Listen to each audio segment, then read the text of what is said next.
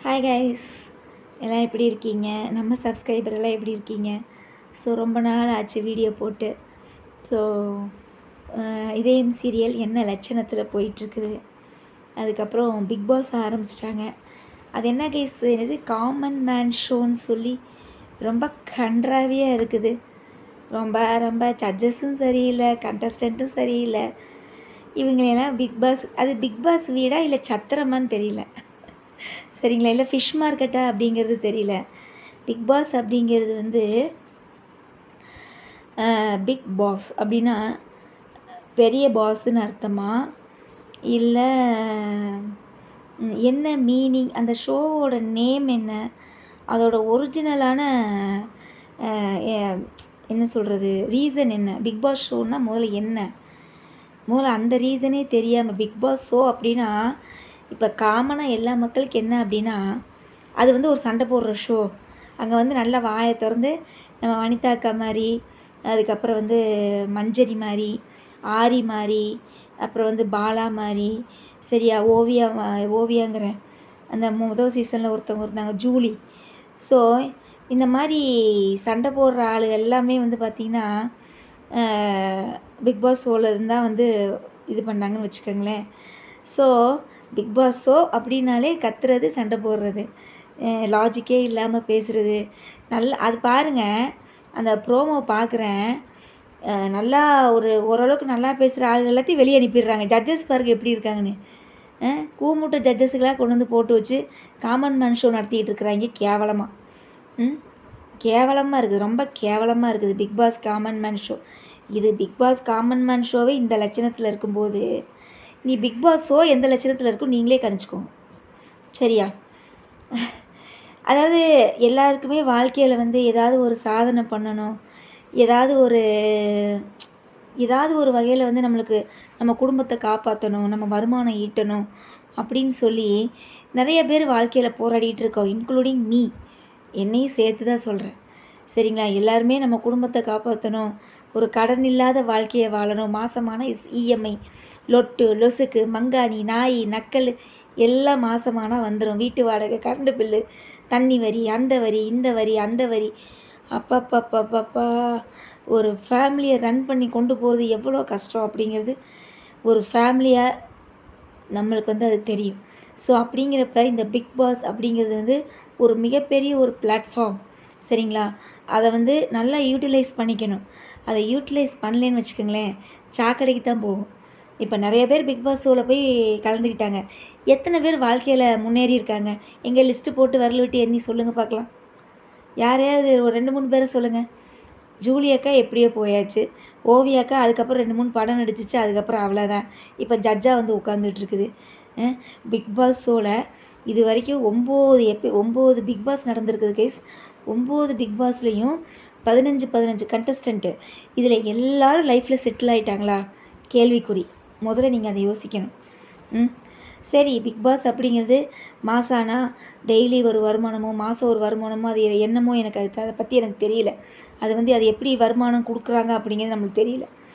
ஆனால் எதுலையாவது நம்ம போய் ஒரு சாதனை பண்ணணுன்னு இந்த நம்மளை மாதிரி ஒரு காமன் பீப்புள் இருக்காங்க இல்லையா? So Bigg Boss show common man ஆரம்பிச்சிட்டாங்க அப்படின்னோடனே வீடியோ எடுத்து அனுப்பியிருப்பாங்களாட்டிருக்குது. நீங்கள் எதுக்காக இந்த பிக் பாஸ் ஷோக்கு வர்றீங்க அப்படின்னு சொல்லி ஒரு வீடியோ எடுத்து நிறைய பேர் அனுப்ப சொல்லியிருக்கிறாங்க. அதில் 50-100 பேர் அனுப்பி, அதில் ஃபில்ட்ரு பண்ணி 50 பேரை ஃபில்ட்ரு பண்ணி, அதில் 20 பேரை ஃபில்ட்ரு பண்ணி, இப்போ 10 பேரில் கொண்டு வந்து நிப்பாட்டியிருக்காங்க ஷோவை. இதுலேருந்து ஒரு 5-6 பேர் தான் வந்து பிக் பாஸ் வீட்டுக்குள்ளேயே போகிறாங்களாமா, சரியா? இப்போ நான் என்ன சொல்ல வர்றேன் அப்படின்னா, பிக் பாஸுங்கிறது ஒரு நல்ல பிளாட்ஃபார்ம் தான். அதை நல்ல விதமாக யூஸ் பண்ணால் அது நல்ல ஒரு நம்மளுக்கு ஒரு ஃப்யூச்சரில் வந்து ஒரு நல்ல ஒரு இது. அதை வந்து யூஸ் பண்ண தெரியாமல் மிஸ்யூஸ் பண்ணாங்கன்னு வச்சுக்கோங்களேன், அதெல்லாம் பாதாளத்துக்கு போயிடுவாங்க. அதுக்கு நிறைய எக்ஸாம்பிள்ஸ் நம்ம சொல்லலாம், சரியா? ஆனால் நான் சொல்ல விரும்பலை, சரிங்களா? அப்புறம் மக்களை வந்து பிக் பாஸ் ஷோ அப்படின்னா ஒரு மிகப்பெரிய ஷோ, மக்களுக்கு வந்து இது ஈஸியாக கிடச்சிடக்கூடாது அப்படின்னு சொல்லிட்டு ரொம்ப கேவலமான ஒரு டாஸ்கெல்லாம் வைக்கிறாங்க. அது என்னமோ ஒரு பஸ்ஸுக்குள்ளே போட்டு அத்தனை வெத்தியை அடைச்சி வேர்வை ஊற்றி எங்கேயாவது மூச்சு கீச்சு தண்ணி செத்து போயிட்டாங்கன்னு என்ன கை செய்வாங்க? பிக் பாஸ் ஷோ வந்து பிக் பாஸ் அந்த நடத்துகிறவங்க வந்து நஷ்ட ஈடு கொடுப்பாங்களா? ஒரு பஸ்ஸுக்குள்ளே அத்தனை பேர் கைஸ், எனக்கு தெரிஞ்சு ஒரு 50 70 80 பேர் இருப்பாங்கன்னு நினைக்கிறேன். உட்கார கூட இடம் இல்லை, மூச்சு கூட இடம் இல்லை. ஒரு லேடினா வந்து அப்படியே அப்படியே வேர்வையை புழிஞ்சு அப்படியே வெளியில் வந்து புளிகிறாங்க. அப்பா சாமி, மக்களை டே மக்கள்ரா, மனுஷங்கடா, மனுஷங்கள நடத்துங்க. ஏன் இப்படி ஒரு மிருகத்தை விட கேவலமாக நடத்திக்கிட்டு இருக்கிறீங்க? அதுக்கப்புறம் என்னன்னு தெரியுமா? கண்ணை கட்டிடுவாங்களாம்மா. கண்ணை கட்டிட்டு சேரெல்லாம் குப்புற கமுத்திடுவாங்களாம்மா. அதில் ஏற்கனவே ஒரு 5-6 சேர் வேறு இல்லை, சரிங்களா? இந்த சேரை யார் எடுத்து உட்காடுறாங்களோ அவங்க தான் வின்னருன்ட்டாங்களாட்டிருக்குது. அப்புறம் பார்த்தா ஐயோயோயோ அப்பா, அந்த சேரை எடுக்கிறதுக்குள்ளே எத்தனை அக்கப்போர்! ஐயோ சாமி, உண்மையிலே எனக்கு அதை என்ன சொல்கிறதுனே தெரியல கைஸ். மக்களை ரொம்ப கேவலமாக நடத்துகிறீங்க கைஸ். நம்மளாம் மனுஷங்க, நம்மளாம் 6 அறிவு கொண்ட மனிதர்கள். ஏன் இப்படி ஒரு கீழ்த்தனமாக ஒரு ஷோவை நடத்தி ஏன் மக்களை வந்து இப்படி புண்படுத்துகிறீங்க? அவங்களே ஏதாவது ஒரு கஷ்ட நஷ்டம், குடும்பத்தை காப்பாற்றணும், எதுலையாவது இதில் ஒரு சம்பாரிச்சிட மாட்டோமா, இதில் சம்பாரிச்சிட மாட்டோமா, நம்மளுக்கு ஏதாவது ஒரு லைஃப் கிடைக்காதா? எத்தனை பேர் எவ்வளோ ஒரு போராட்டங்களை சந்திச்சிட்டு இருக்கிறாங்க. ஆனால் அந்த போராட்ட மனசோடு நீங்கள் விளையாடுறீங்க பார்த்தீங்களா? அதுதான் ரொம்ப ஜீரணிக்க முடியாத ஒன்றா இருக்குது. ரொம்ப கஷ்டமாக இருக்குது, ரொம்ப கஷ்டமாக இருக்குது. அதுவும் அப்பா, ஒரு லேடி மேலே அந்த சேரு உட்காந்து, அந்த சேர் இருந்து அந்த சேர் மேலே ஒரு பர்சன் உட்காந்துருக்காப்புல. ஐயோ, இதெல்லாம் எவ்வளோ ஒரு கொடுமை! எங்கேயாவது இடித்து செஞ்சு எங்கேயாவது காயமாயிட்டா யார் பதில் சொல்லுவா? பெற்றவங்களுக்கு யார் பதில் சொல்லுவா சொல்லுங்கள்? ஏற்கனவே நாடு குட்டிச்சவராக நான் கேவலமாக போயிட்டுருக்குது நாடு. இதில் வேறு இந்த மாதிரி ஷோவை நடத்தி ஏன் இப்படி கேவலப்படுத்துகிறீங்க கைஸ்? பிக் பாஸ் அப்படிங்கிறது முதலெல்லாம் பிக் பாஸ் 9 சீசன் வரைக்கும் பார்த்திங்கன்னா அவங்களே தான் கண்டஸ்டண்ட்டை வந்து தேர்ந்தெடுப்பாங்க. 15 பேர்த்த அவங்களே தான் தேர்ந்தெடுப்பாங்க. எல்லோரும் ஸ்டேஜுக்கு வந்து டான்ஸ் ஆடி கமல்ஹாசன் சார்கிட்ட பேசுகிறது என்ன, விஜய் சேதுபதிக்கிட்ட பேசுகிறது என்ன, எல்லாமே பேசுவாங்க, வைப்பாங்க, அப்படியே உள்ளே அனுப்பிடுவாங்க.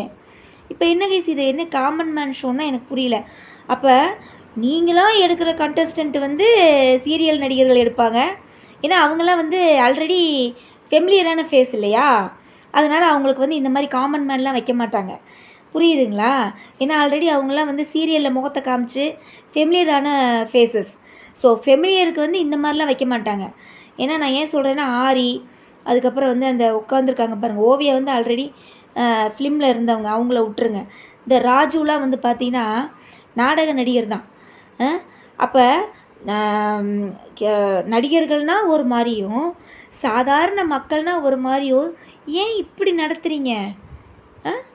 அவங்களுக்கும் இதே மாதிரியே ஒரு காமன் மேன் ஷோ வச்சு இது வரைக்கும் பிக் பாஸ் 9 வரைக்கும் ஏன் அவங்களுக்கும் இதே மாதிரி 50-100 நடிகர்களை உள்ளே கொண்டு வந்து மோத விட்டு அவங்களுக்கு டாஸ்க்கை வச்சு அதுலேருந்து செலக்ட் பண்ணியிருக்க வேண்டியதானே? அது என்ன மக்கள்னு வரும்போது இத்தனை பாடுபடுத்துகிறீங்க எல்லாத்தையும்? ஏன் ஈஸியாக உங்களை என்ன பிக் பாஸ் வீடு என்ன பெரிய அரண்மனையா, இல்லை பெரிய உள்ளே நுழைய முடியாத ஒரு கோட்டையா? பெரிய ரொம்ப பீலாக விட்டுட்டு பண்ணிகிட்டு இருக்கிறீங்க. பிக் பாஸ்னால் பெரிய மண்ணாங்கட்டி ஆட்டம். மக்களை ட்ரீட் பண்ணுங்கடா. கேவலம் பிடிச்ச மாதிரி பண்ணிகிட்டு இருக்கிறீங்க. நான் விட கேவலமாக நடத்திட்டு இருக்கிறீங்க. இன்னும் பார்த்தீங்கன்னா இன்னும் டாஸ்க் வைப்பாங்களாம்மா, சகதிக்குள்ளெல்லாம் பொருளை விட்றாங்க. அப்புறம் அந்த பிக் பாஸ்க்குள்ளே வந்து டாஸ்க் வைப்பார் பாருங்க பிக் பாஸு, அந்த விளையாட்டில் இவங்களுக்கே வைக்கிறாங்க. என்னது இது? நீங்கள் பிக் பாஸ் ஷோக்குள்ளே வீட்டுக்குள்ளே வைக்கிற போட்டியெல்லாம் இப்போ வெளியில் நம்மளை மாதிரி சாதாரண மக்களுக்கு வச்சு நடத்தி நீங்கள் அவங்கள செலக்ட் பண்ணி என்ன ஆணியை பிடுங்க போகிறீங்க நீங்கள்? ரொம்ப கேவலமாக இருக்குது. தயவு செஞ்சு எத்தனையோ ஷோவை வந்து பேன் பண்ணுறீங்க. இந்த பிக் பாஸ் ஷோவை பேன் பண்ணிடுங்க, அதான் நல்லது. மக்களை நான் மதிக்காத இடத்துல நம்ம எதுக்கு போகணும்னு தான் நானும் கேட்குறேன்.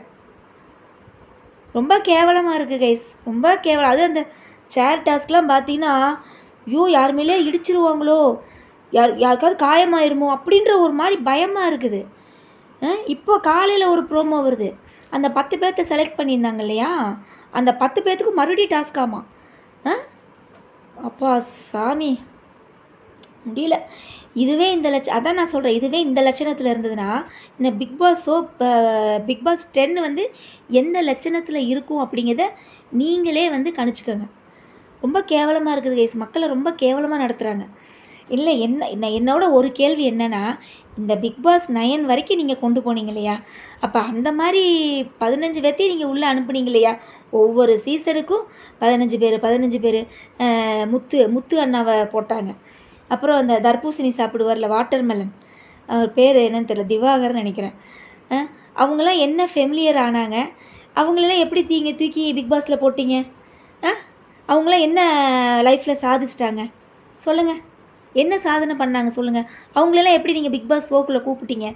அப்புறம் அவங்களுக்கெல்லாம் இந்த மாதிரி ஒரு போட்டி வச்சு உள்ளே கொண்டு போயிருக்க வேண்டியதானே? இந்த மாதிரி ஒரு சேர் டாஸ்க்கு, ஒரு பஸ் டாஸ்க்கு, சகதிக்குள்ளே உருள்றது, பந்தை பிடிச்சி இது பண்ணுறது, கீழே பிடிச்சி தள்ளுறது, மேலே பிடிச்சி உருள்றது, இந்த மாதிரி டாஸ்க்கெல்லாம் வச்சு அவங்கள பிக் பாஸ் ஷோக்குள்ளே கொண்டு போயிருக்க வேண்டியதானே? காமனான மக்கள்னோடனே உங்கள் வேலைத்தனத்தை காமிக்கிறீங்க இல்லையா? அது ஜட்ஜாக உட்காந்துருக்கு 3 பேர்த்துக்கும் பார்த்தீங்கன்னா தான் ஜட்ஜு அப்படின்ற ஒரு கர்வம் மட்டும் மண்டைக்குள்ளே வந்துச்சுன்னு வச்சுக்கோங்க கைஸ், அதை அழிச்சிடும். அந்த ராஜுன்னு ஒருத்தவங்க உட்காந்துரு வச்சுருக்காங்க. அவங்களாம் ஜட்ஜாக இருக்கிறதுக்கு என்ன குவாலிஃபிகேஷன் அப்படிங்கிறது எனக்கு தெரியல. I don't know. உங்களுக்கு தெரிஞ்சால் நீங்கள் கமெண்ட் செக்ஷனில் சொல்லுங்கள். சரிங்களா? அவங்களுக்குலாம் என்ன தெரியும்னு அவங்கள கொண்டு வந்து ஜட்ஜாக போட்டு வச்சுருக்காங்க. ஒரு சீசனில் வின் பண்ணிட்டா உடனே அவங்க வந்து ஜட்ஜா? சரி, ஓவியா என்ன ஃபஸ்ட்டு சீசனில் வின் பண்ணாங்களா? ஓவியா அவங்கள எது கூப்பிட்டு வந்து ஜட்ஜாக வச்சுருக்கீங்க? ஆரியாவது ஒரு சீசனில் வின் பண்ணார், ஓகே. ராஜு வந்து ஒரு சீசனில் வின் பண்ணாங்க, ஓகே. ஓவியா என்ன சீசனில் வின் பண்ணாங்க? ஒரு சீசனுமே வின் பண்ணல கைஸ். பிக் பாஸ்லேயே நிறைய நல்லவங்களும் இருந்தாங்களே கைஸ், அவங்கள கொண்டு வந்து ஜட்ஜாக வைக்கலாம்ல கைஸ்?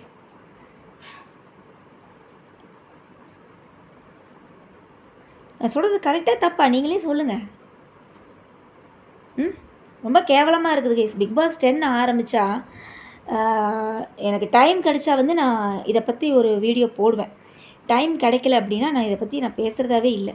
ஏன்னா காமன் மேன் ஷோவே நாறுது. இனி பிக் பாஸ் வீடு நாரி நாத்தம் எடுக்க போகுது. அதான் உண்மை. ஓகே, நம்மளோட இதயம் சீரியலுக்கு வருவோம். என்ன லட்சணத்தில் போயிட்டுருக்கு சீரியல்? வெங்காயமாட்டம் போயிட்டுருக்கு மாட்டிருக்குது. ஒவ்வொரு தடவையும் எப்போ பார்த்தாலும் கடத்தல் கடத்தல் கடத்தல் கடத்தல் கடத்தல், வேறு ஒரு இளவும் தெரிய மாட்டேங்குது இந்த சீரியல் எடுக்கிற டேரக்டருக்கு. எப்போ பார்த்தாலும் ஒன்று தமிழை கடத்துறது, பாரதியை கடத்துறது, தமிழை கடத்துறது, பாரதியை கடத்துறது, இல்லைன்னா அந்த சின்ன பையனை கடத்துறது. என்ன பொழப்பு இதெல்லாம் நீங்கள் சீரியல் எடுக்கிறீங்கன்னு தெரில. வெங்காயமாட்டம் அங்கே வந்து அவர் அடி வாங்கிட்டு இருப்பாராமா. இந்த அம்மா இங்கே வந்து இப்போ தான் கண்ணாடிச்சில் அது அப்படியே காலில் எடுத்து அந்த கொயரை கட் பண்ணி இந்த அம்மா தப்பிக்க போதாமா. அப்புறம் நான் அந்த கல்யாணம்லாம் நடந்துச்சுல கைஸ், அதெல்லாம் நான் பேச விரும்பலை. அதெல்லாம் பேசணும்னா வீடியோ ரொம்ப லென்த்தாக போயிடும். நீங்கள் அப்படியே அழகாக ஸ்கிப் பண்ணிட்டு போயிடுவீங்க. சரிங்களா? நான் ரொம்ப ஷார்ட்டுன்னு இதாக தான் இந்த சீரியல் நான் ஏற்கனவே இதை பிக் பாஸ் பற்றி தான் நான் பேசலன்னு தான் நான் வீடியோ போடுறதுக்கே நான் எனக்கு சரி இதை பற்றி பேசலாம் அப்படின்னு சொல்லி தான் நான் இந்த வீடியோவே நான் போட்டது. சரி, இருந்தாலும் நம்ம பழைய ஒரு இதயம் சீரியல் நம்ம ஒரு ரிவ்யூ போட்டுக்கிட்டு இருந்தோம். அதை பற்றி ஒரு 1-2 வார்த்தையாக நம்ம பேசிடலாம் அப்படின்னு சொல்லி தான் நான் பேசிகிட்ருக்கிறேன். சரிங்களா? ரொம்ப எனக்கு தெரிஞ்சு இந்த சீரியலை வந்து சீக்கிரம் முடிக்கிறது ரொம்ப நல்லது. ஏன்னா கண்டென்ட் இல்லை. அவனும் வந்து பாரதியை பொண்டாட்டின்னு சொல்லிட்டான், மண்டபத்தில் வச்சே சொல்லிட்டான், தாலியும் கட்டிவிட்டான். அவள் மித்ராகளுக்குலாம் அவள் பவானியோட பையனா யாருன்னு தெரில, அவன் வந்து தாலியை கட்டிவிட்டான் மித்ராகலத்தில். சரியா? அங்கே வந்து அதாவது எம் குமரன் சன் ஆஃப் மகாலட்சுமின்னு ஒரு படம் வந்துச்சு கைஸ், ஜெயம் ரவி நடிச்சிருப்பாங்க. அதில் அப்படித்தான், நீ வந்து இதில் தோக்கணும் அப்படின்னா நீ வந்து ஏதோ ஒரு டிமாண்ட் வைப்பாங்க ஜெயம் ரவிக்கு, அது எனக்கு சரியாக தெரியல. அப்போ வந்து பார்த்தீங்கன்னா உன் தங்கச்சி அந்த வில்லன் அடிக்கிறவன் வந்து சொல்லுவான், உன் தங்கச்சியை நான் ஏற்றுக்கிறேன்னா நீ இந்த இதில் தோக்கணும் அப்படின்னு சொல்லுவான். உடனே ஜெயம் ரவி வந்து அவன் அடிக்கிற அடியெல்லாம் ஜெயம் ரவி வந்து வாங்கிக்கிட்டே இருப்பார். அப்புறம் கடைசி அவன் ஜெயம் ரவி வந்து அடி வாங்கி அப்படியே துவண்டு கீழே விழுந்தோடனே அப்புறம் வந்து காதுக்குள்ளே சொல்லுவான், நான் சொன்னதை நம்பி நீ இவ்வளோ ஏமாந்துட்டியே, நானாவது உன் தங்கச்சி ஏற்றுக்கிறதாவது. அங்கே உட்காந்துருக்கா பார்த்தியா, அவள் தான் என்னோடய ஃபியான்சி, நான் அவளை தான் கல்யாணம் பண்ண போகிறேன்னு சொல்லிடுவான். அப்புறம் வந்து ஒரு சாருக்கு வெறி, அடங்க ஒப்பத்தாம அவனே இவ்வளோ நேரம் என்னை ஏமாற்றிட்டாடா இருந்த, இருடா உன்னைய வச்சு செய்கிறேன் அப்படின்னு சொல்லிட்டு ஜெயம் ரவி வந்து கும்மா குத்துவார். அந்த மாதிரி இங்கே வந்து இந்த அம்மா வந்து கண்ணாடி சில்லை எடுத்து அந்த கயிறை கட் பண்ணி பின்னாடி நிற்கிறவங்க 2 பேர்த்தையும் அடித்து போட்டு இந்த அம்மா போய் ஆதியை வந்து காப்பாற்ற போகுது. ஐயோ சாமி! நான் முடியல என்னால. சீரியல்ன்ற பேரில் முடியலடா. கழுத்த அறுக்குறீங்கடா. கழுத்த அறுக்குறீங்க. மொக்க ஓடுறீங்க. ஓகே கைஸ், ஏற்கனவே வீடியோ ரொம்ப 15 நிமிஷம் ஆகிப்போச்சு. ஓகே, சீரியல் பார்க்குறவங்க பார்த்துட்டே இருங்க. நம்ம சீரியல் பார்க்குறதே விட்டாச்சு. இப்போ தான் கைஸ் அந்த ஒரு தலைவலியே இல்லை. எப்போ பார்த்தாலும் ஐயோ இதேம் சீரியல் ரிவ்யூ போடணும், இன்றைக்கி என்ன நடக்குமோ, இன்றைக்கி என்ன. எனக்கு என்றைக்கு வந்து இந்த ரிவ்யூ வந்து போட வேண்டான்னு என்னன்னு தோணுச்சு, நான் உண்மையாக சொல்லட்டுமா? ஒரு உண்மை சொல்லட்டுமா? வாசுவை வந்து காமிச்சிக்கிட்டே இருந்தாங்க முந்திலாம்.